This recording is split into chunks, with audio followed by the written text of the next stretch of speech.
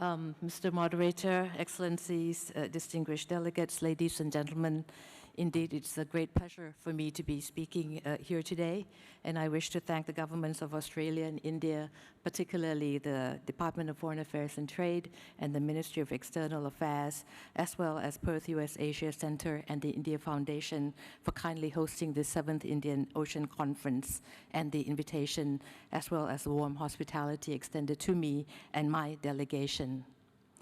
On a personal note, I'm a graduate of Delhi University. I was ambassador of Thailand to Australia, and I went back to Thailand in December of 2022. So it's, it's a real pleasure to be back here again in Australia. And I think the high level of participation of ministers, speakers, and relevant stakeholders here certainly reflect the increasing importance of the Indian Ocean Conference, a pivotal platform to pursue collectively a shared future for this very important region.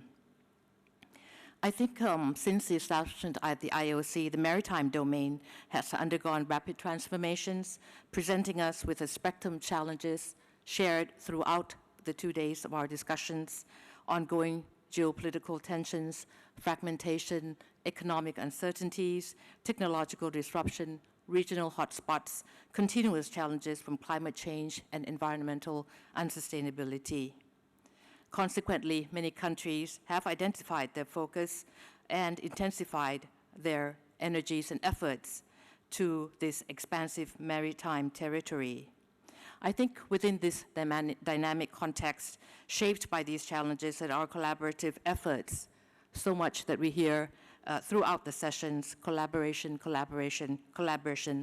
assumes ever greater importance. For Thailand, with a 1,875-kilometer coastline along the Gulf of Thailand and 740 kilometers along the Andaman Sea, Thailand strategically looks outward both to the Pacific and the Indian Oceans, recognizing the significance of our geographical location. And it is therefore important for us to foster peace, prosperity, sustainability in the Indian Ocean. It's indeed very timely for us to navigate how to achieve collective prosperity, sustainability, and the connectivity which should shape the future direction towards sustainable and a stable Indian Ocean. To achieve collective prosperity, we must ensure that the Indian Ocean region is a secure, predictable, and rules-based maritime environment for all countries. Thailand is committed to this vision, and this is shared by many other countries and elaborated in their policies towards the Indian Ocean region, particularly in the framework of the Indo-Pacific. This collective commitment to the region and efforts to foster closer cooperation with external partners to maintain peace and prosperity must be nurtured. For Thailand, I think it's essential for us to focus on dialogue and collaboration.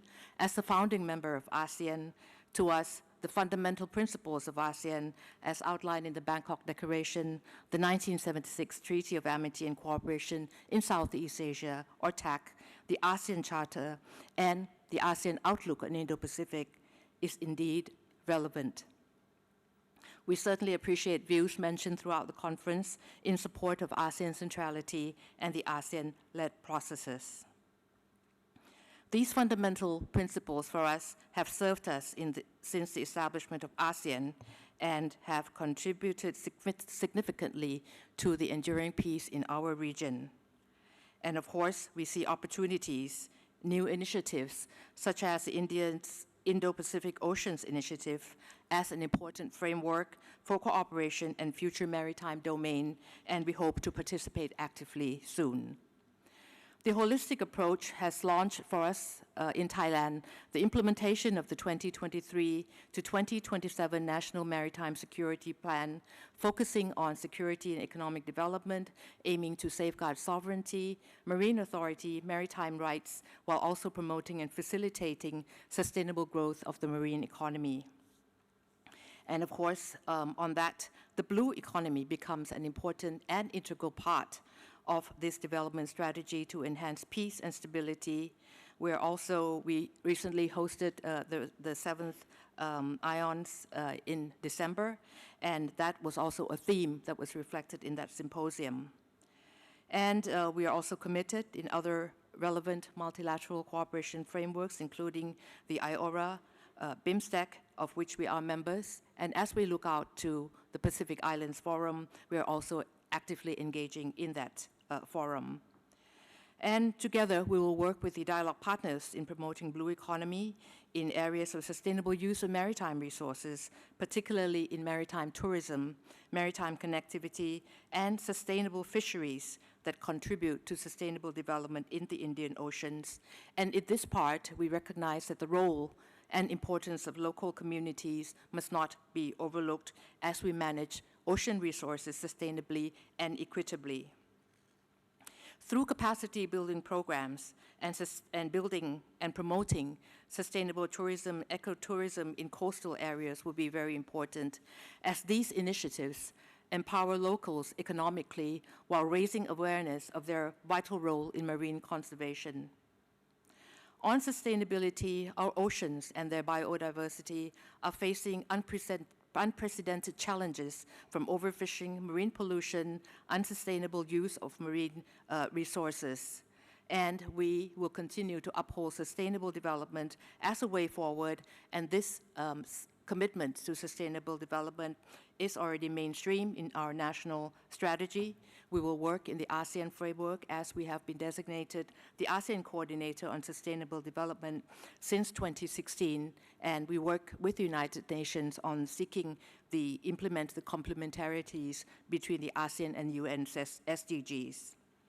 At the national level, we have also implemented and introduced the 2023 to 27 National Maritime Security Plan and Marine Spatial Planning. We believe that these two initiatives will help strike the right balance between promotion of maritime security, promoting economic development, and long-term sustainability of its ocean resources. This marine spatial planning is also helpful to create and establish a more rational use of the maritime domain. It's a pivotal step for Thailand in defining the realm of utilizing marine and coastal resources. Through this plan, we aim to deliver social and economic outcomes, effectively ensuring the sustainable and inclusive utilization of our marine and coastal resources, as well as blue economy. This matters to us because the people residing in coastal areas account for almost 20 million of the Thai population, which is currently at 67 million. So in this effort, as we impart on the sharing of best practices and experiences, we hope to work with other partners as well in this regard.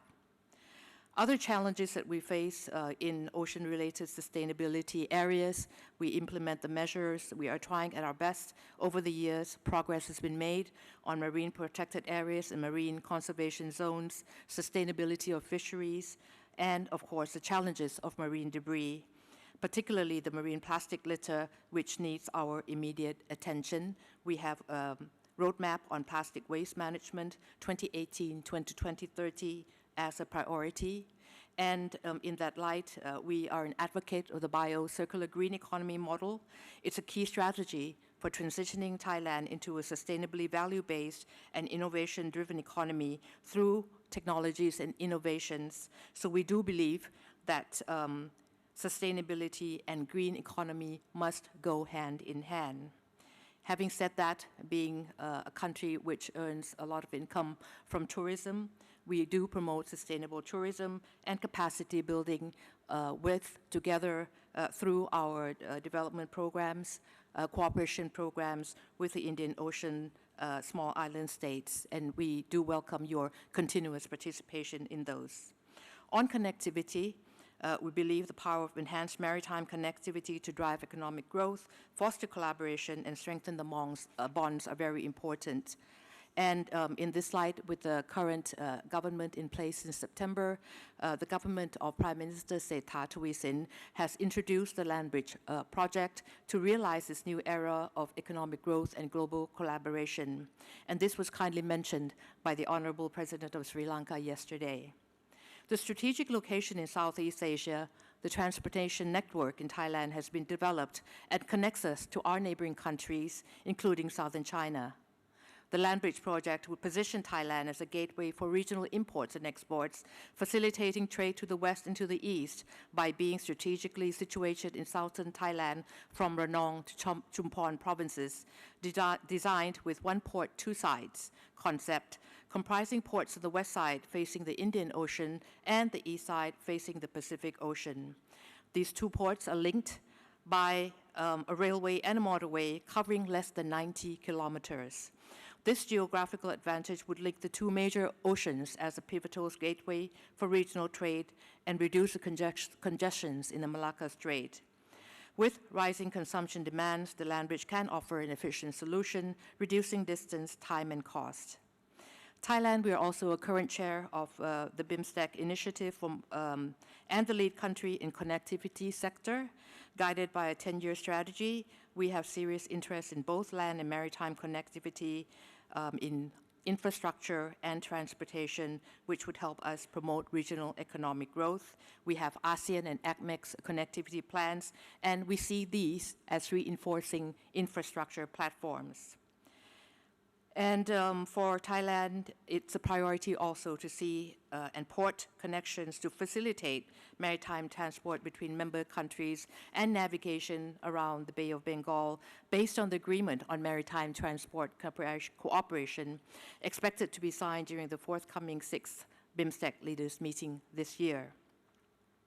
These are some of Thailand's synergized thoughts, efforts, endeavors done with the hope of creating a more stable, a more sustainable, and a more interconnected Indian Ocean region and beyond. I think through shared principles, accepted norms, synergized, multi-pronged approaches that we have heard, and the policies and frameworks, and of course, resting on meaningful partnerships in implementation will be essential for successful collaboration. Key is also the political will that was mentioned, building trust and confidence through this multi-sectoral involvement.